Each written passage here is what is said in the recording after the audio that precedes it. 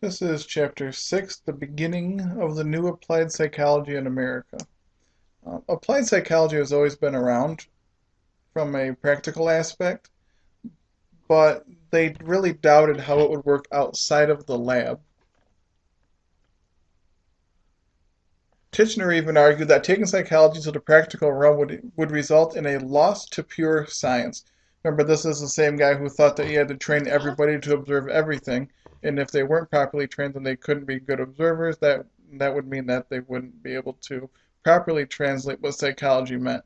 And he really stood up for his opinion, but that didn't seem to matter. The beginnings of applied psychology comes with a little bit of a discrepancy. Some people thought that it took hold after World War One, but there was some documentation from Hall that it was before, and he mentioned in an article in 1891. Um, and the beginnings of applied psychology really lend themselves to many offspring, like clinical psychology, school psychology, vocational psychology, business psychology, law psychology. There's a lot of them. They were trying to figure out how many different ways you could actually use psychology practically outside of the lab so that people who weren't necessarily trained could actually engage in it.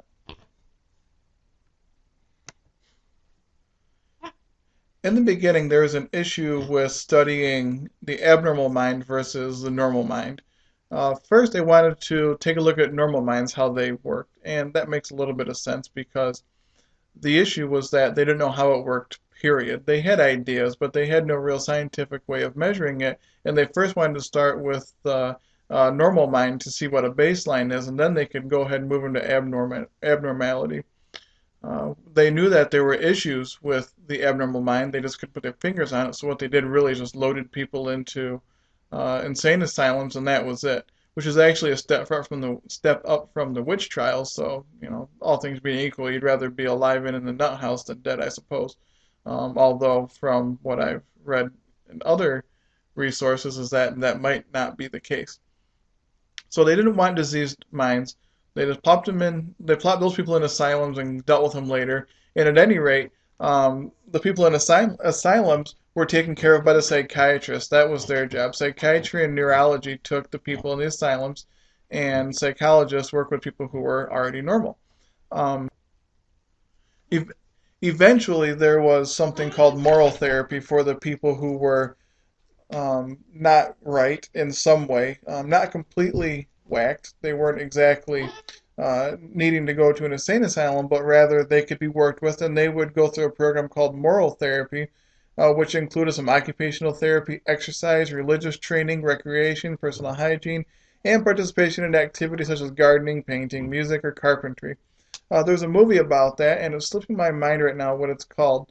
But it's actually centered around the Kellogg Insane Asylum in Battle Creek. It's a pretty good movie, and it sort of tells the story. It's kind of rated PG version of what actually went on, but it gives a good story about it. I think it's got Matthew Broderick in it. You ought to check it out. Or for extra credit, if someone can email that to me, I'll check it out anyways. But if you can email it to me, I'll give you a couple points extra credit or something. Leitner Whitmer was a really good clinical psychologist before there was really a clinical psychologist. One of his students brought a child to him because she suspected that the child had a psychological disorder. What it really was he couldn't spell very well, but Whitmer took a look at that and decided that it really wasn't a spelling issue, that it was a learning disability of some sort, usually having to do with encoding or something like that. He successfully treated that underlying issue, which wasn't spelling, and from that, he decided he could do that on a larger scale and developed the first psychological clinic in the world.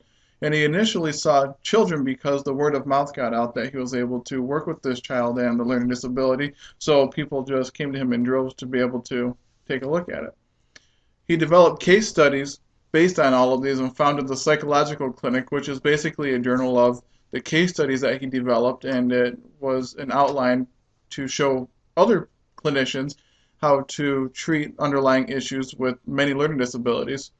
And the method that he used after he got a little more popular and could afford to hire people was using treatment teams, which consisted of people like psychologists, phrenologists, social workers, physicians and other therapists.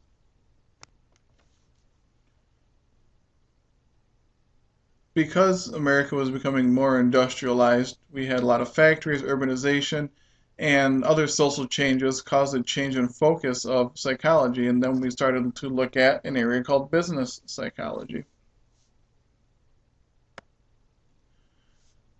And within business psychology was the psychology of advertising. It's a very profitable industry because it's mostly based on like an entrepreneurial relationship between the professional and the business. So mostly what was going on was idea sharing, and there's a very low cost to that, except for whatever the time involved is. And and it was important because the businesses needed proof that advertising was effective. See, advertising was around. They just didn't have a way to test whether or not it was effective. So psychologists came up with methods to do that, and one was a questionnaire. The problem with the questionnaires that were initially developed was that they would be some 200 questions long, and people wouldn't take them, and the return rate was very low, somewhere around 10%, which is, even by today's standards, pretty low. We get around that today by including things like return envelopes, making true or false, or ranking, or some other kind of short Likert type scale in order for the survey to be easy enough to take, and therefore getting a return rate that's more desirable than just a measly 10%. One of the better advertising psychologists was Walter Scott, and he was almost exclusively psychological minded, but he was an advertising expert. He didn't really take any courses in advertising or anything like that. He was just a psychologist who had a good idea of what entailed advertising.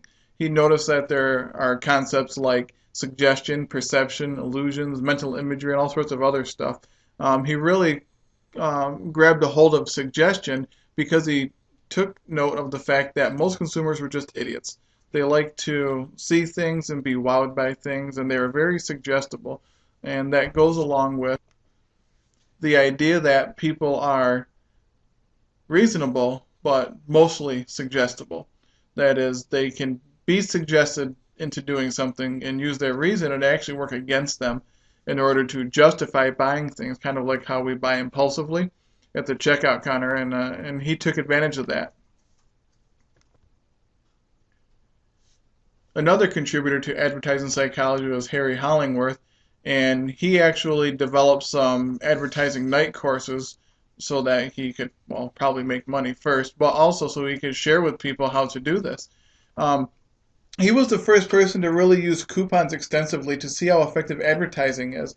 What would happen is you'd bring your coupon in, and it would be proof that your advertising was being seen and that people were bringing them in, and they crunched the numbers and figured out, well, if these many people are bringing in coupons based on however many we send out, then we can also assume that there's a certain amount of people who aren't bringing them in but are still using them.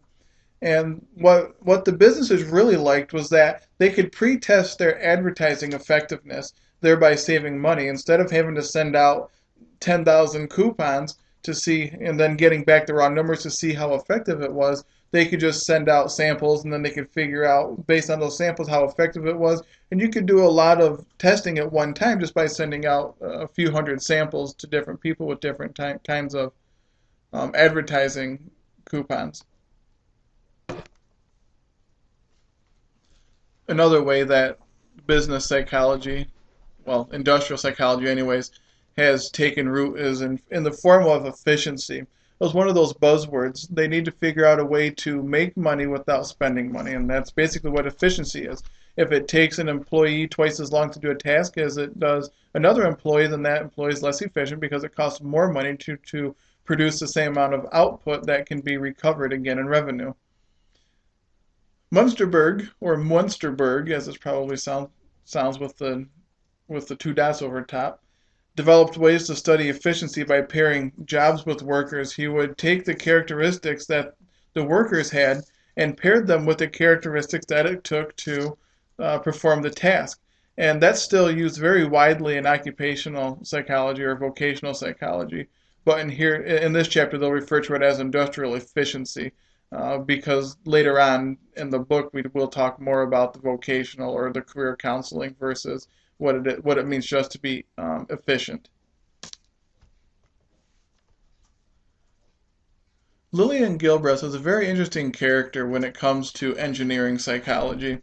This was a woman who appeared on the stamp, the only psychological or psychology person to ever do that. She was had a movie about her made, and she was one of the first people to take a look at the real practical applications of how things are designed. She monitored workplaces to determine most efficient means of production. That is, she wanted to figure out layouts and how people moved and how one could increase productivity or efficiency. She's another efficiency-minded person by changing the way the layout worked. And then she studied homes to determine the optimal dimensions for things like, well, she started with kitchens, so she wanted to know how high the countertops needed to be, how far away the stove needed to be from the sink, and how deep the stove could be, and how much you had to bend over to open up the oven. And she figured out all that kind of stuff based on observing and figuring out how to engineer a successful layout. She also was the first woman, or first person for that matter, to work in that same realm, but with physically impaired modifications. She wanted to figure out how big a doorway had to be able to get a wheelchair through it, or how you could crutch somewhere. There was a lot of consideration that she looked at that until then really hadn't been taken care of by anybody. Another interesting aspect of this kind of psychology is vocational guidance. We talk about getting jobs and being career counselors, but this really started back in the early 1900s. They talk about they brought vocational exploration and counseling to the schools. They wanted to talk to the kids about it to get them thinking about it. We're past the time now where when you graduated from high school, you went and worked on the farm, you went and worked in town or at the factory. There's actually a more widely distributed amount of jobs to be taken because of the industrialization of America. And Frank Parsons came up with three main factors in vocational guidance. There is you, the person, what you know, the job, and then there's the interaction between the two and what's best fit. And that's kind of a takeoff from earlier studiers of the same subject, but they want to figure out how to best pair people with the jobs that they were going to get. That way they could increase the amount of productivity that we're going to get out of them. Another way of looking at applied psychology is talking about intelligence testing, and that's where we develop the ability to provide appropriate education based on intelligence and need. That was kind of the applied aspect of intelligence testing, not to just see how smart somebody was, but it was to develop some sort of curriculum that would better fit the need of people who fit in a certain range of intelligence. And the earlier intelligence tests use criteria like idiot, imbecile, or moron, and those are since gone, except for the fact that we still use mentally retarded as a qualifying intelligence level. But the term retardation or retard has been significantly used improperly and has therefore distorted the meaning behind it. It really means to be slowed, but because the kids on the playground call each other retards all the time, then it sounds more of a negative term than what it was intended to be used as. The Binet-Simon and then later the Stanford-Binet actually correlated to achievement. Therefore, they were able to see that intelligence correlated with some sort of achievement. That was the first real intelligence test to do so. And then Wechsler comes along and he uses a certain intelligence test, but it works really well for children. He uses it on children a lot. And the Stanford Binet was used more for adults, although there are many variations of it now. Those were the two standard IQ tests. And Stanford Binet developed the term IQ, which is measuring your mental age divided by your chronological age to give you some sort of quotient.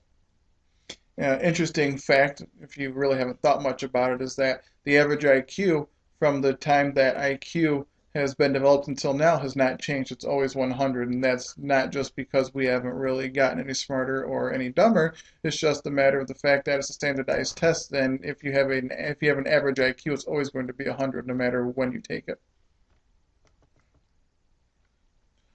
And the new profession of psychology, now we're starting to talk about what it means to be a psychologist, what it means to take part of this new psychology thing that's been going on for the last 50 years or so.